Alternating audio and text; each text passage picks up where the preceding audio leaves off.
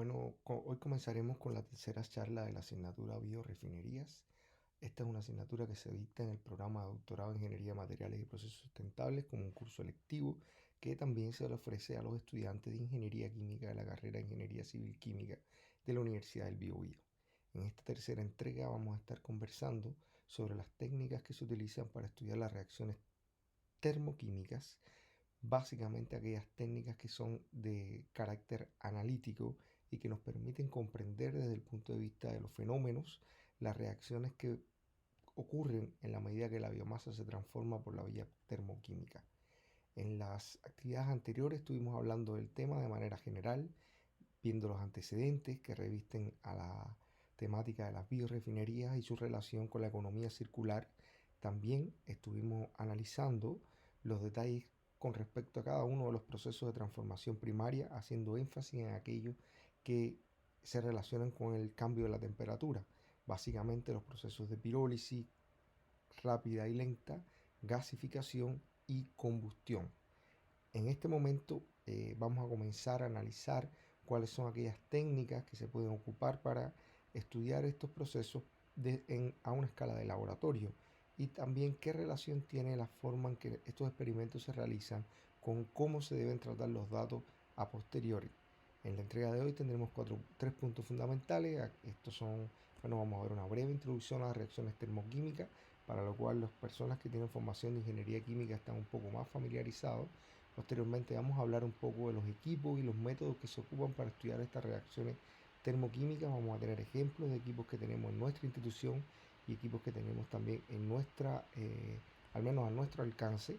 Y finalmente vamos a hacer un breve, en la segunda entrega de esta charla, vamos a hacer un breve análisis de las propiedades que tiene la biomasa y cómo éstas se relacionan con la forma en que se comporta en procesos de reacciones termoquímicas.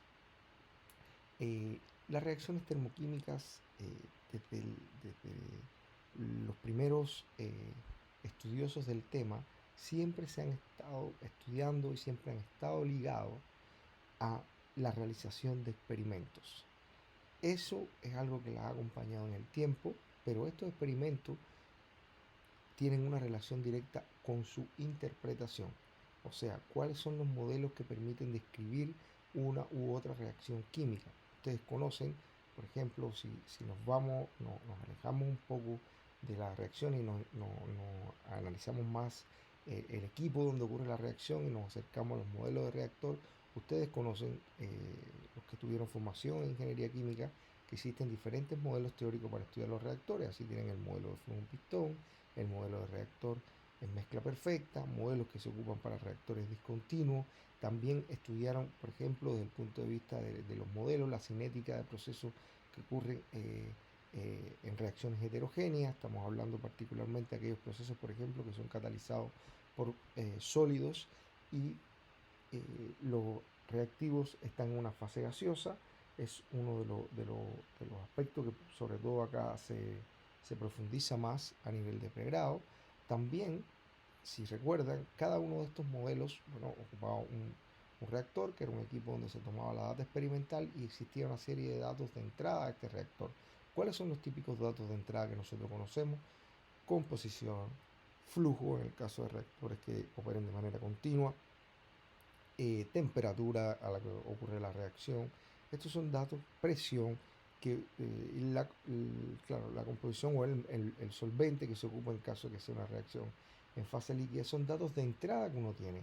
Ahora, para interpretar los datos de entrada y poder predecir una salida, o sea, para eso se necesita un modelo matemático y este modelo está o incorpora elementos de la cinética por la cual transcurre la reacción química, y no estoy hablando solamente de la cinética química, también cómo se transfiere el calor, a qué velocidad se transfiere, cómo es el proceso de transferencia de masa durante la reacción química. Es por ello que estos tres fenómenos son muy importantes. Recuerden que cuando nosotros hacemos análisis cinético de una reacción, tenemos que considerar y garantizar que los experimentos, si queremos llegar a una expresión cinética, se realicen en un régimen de control cinético. Eso significa que los datos no estén afectados o digamos sucios, entre comillas, por otros fenómenos diferentes a la reacción química propiamente dicha. Y además tenemos modelos, como lo había mencionado anteriormente, que tienen que ver con cómo se realiza el contacto entre las fases. Modelo de mezcla, modelo de pistón, modelos no ideales que tienen que ver con los digamos, aquellas desviaciones de la idealidad que ocurren en los procesos de reacción química que tienen que ver con cortocircuitos, aguas muertas y todos estos elementos que ustedes también estudiaron en su pregrado, al menos lo que vieron en la asignatura de reactores. Ahora, la conjugación de todos estos elementos junto con los datos de entrada es lo que nos permite tener la salida en lo que se conoce como un modelo de comportamiento. ¿Qué sucede en el caso particular de las reacciones termoquímicas?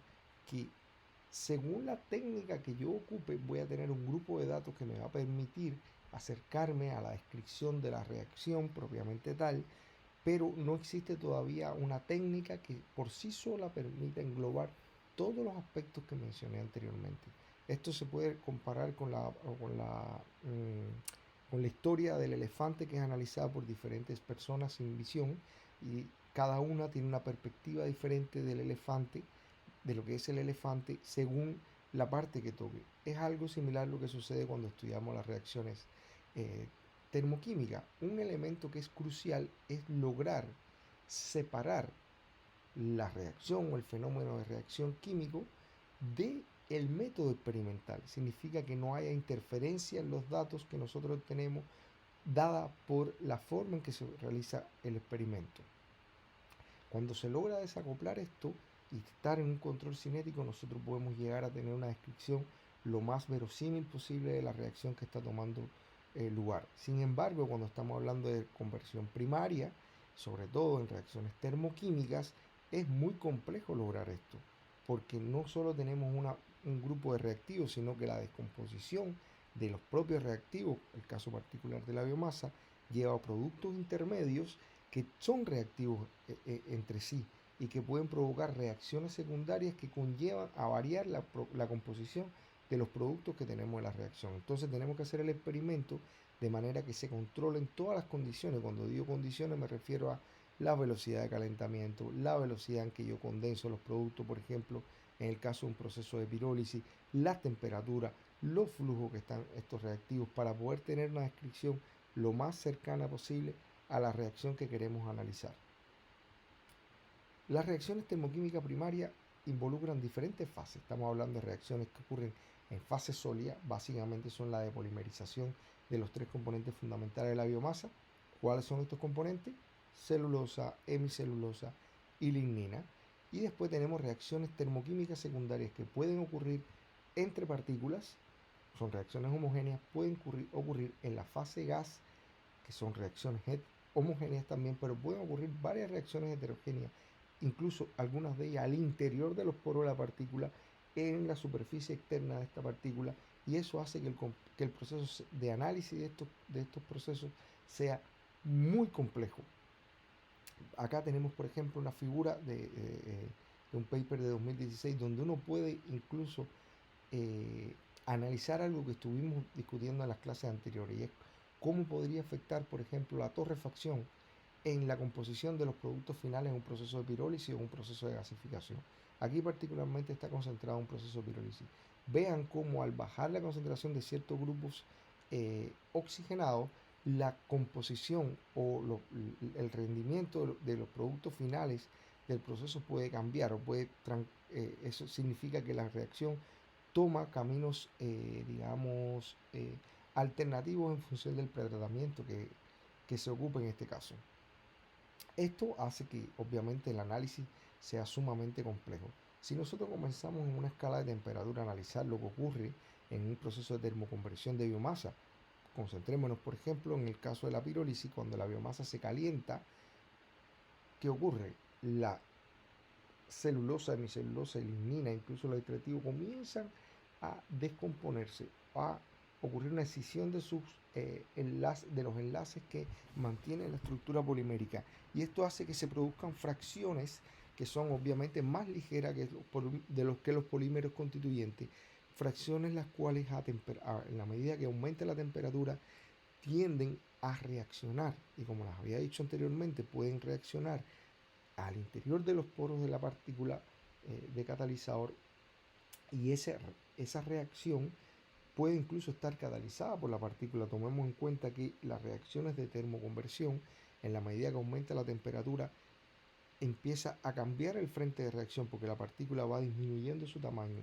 y en la medida que ese tamaño se disminuye se va formando ceniza. La ceniza ustedes saben que está enriquecida o está formada en una fracción por elementos inorgánicos, metales, que muchos de ellos tienen propiedades catalíticas para las reacciones que toman lugar y por eso pueden la ceniza catalizar las reacciones que ocurren, a la vez que bueno, ocurren otros mecanismos que no tienen por qué ser catalítico, pero también están, digamos, asistidos de alguna manera por la presencia de una superficie sólida que permite que las reacciones ocurran sobre ella.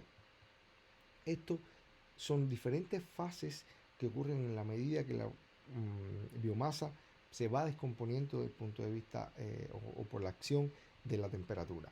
Si lo vemos en una escala de temperatura, como lo hemos venido viendo en las actividades anteriores, recuerden que nosotros teníamos los procesos, los podíamos agrupar por su nivel de temperatura. Íbamos desde la torrefacción y la pirólisis. Recuerden que la torrefacción era una pirólisis tenue que ocurría hasta los 300 grados aproximadamente, mientras que la pirólisis es un proceso que también se lleva a cabo en ausencia de oxígeno, pero ocurre en un rango de temperatura superior, estamos hablando cercano a los 600 grados Celsius. Por tanto, los compuestos que se producen en cada uno de estos procesos son diferentes. ¿Y por qué son diferentes? Porque la reacción se detiene en un punto determinado antes de que las reacciones secundarias sigan ocurriendo. Por eso nosotros tenemos, cuando ocurre el proceso de combustión, los gases de combustión, que son básicamente dióxido de carbono y agua, un proceso de combustión completa, mientras que en un proceso de gasificación podemos tener una mezcla de gas que puede ser parecida a un syngas. Recuerden que el syngas era una mezcla enriquecida de hidrógeno y monóxido de carbono, o también un producer gas o un gas pobre, un gas con bajo poder calorífico, que básicamente es un gas compuesto de una mezcla de monóxido, dióxido, metano, monóxido de carbono, hidrógeno, y a su vez contiene también alquitranes. Recuerden que los alquitranes es una de las sustancias que más afectaba el proceso de gasificación, básicamente cómo se ocupa el gas a la salida del gasificador, y son moléculas complejas, moléculas aromáticas con más de 3 anillos, de 2 anillos en adelante. Entonces vean ustedes cómo, si ustedes analizan acá, si analizamos en, en la parte inferior, cómo en la medida que aumenta la temperatura van ocurriendo transformaciones y el sólido va cambiando. O sea, vamos a partir desde un sólido rico en carbonos e hidrógeno que pase por una fase de deshidratación, básicamente son las primeras reacciones que ocurren, después se depolimeriza hasta llegar a la formación de una ceniza que básicamente lo que contiene son elementos inorgánicos y algunos, bueno, obviamente partes de carbono que no se convirtieron. Ahora, si nosotros queremos analizar esta reacción, la queremos estudiar, digamos, desde el punto de vista del fenómeno de la química, de lo que está ocurriendo, tenemos que garantizar ciertas condiciones que se acercan a la idealidad. Una es que las partículas se calienten de manera uniforme. Si vemos, lo que recientemente discutimos, la temperatura es un parámetro fundamental. Por tanto, una partícula donde los niveles de temperatura en diferentes puntos de esta partícula difiera, ¿qué significa? Que las reacciones que van a estar tomando lugar no van a ser las mismas y por tanto voy a tener que hacer un análisis de la partícula, digamos, generar una malla e ir haciendo un análisis por secciones de la misma, lo cual es contraproducente si queremos hacer un estudio desde el punto de vista experimental. Ese es una de las condiciones ideales.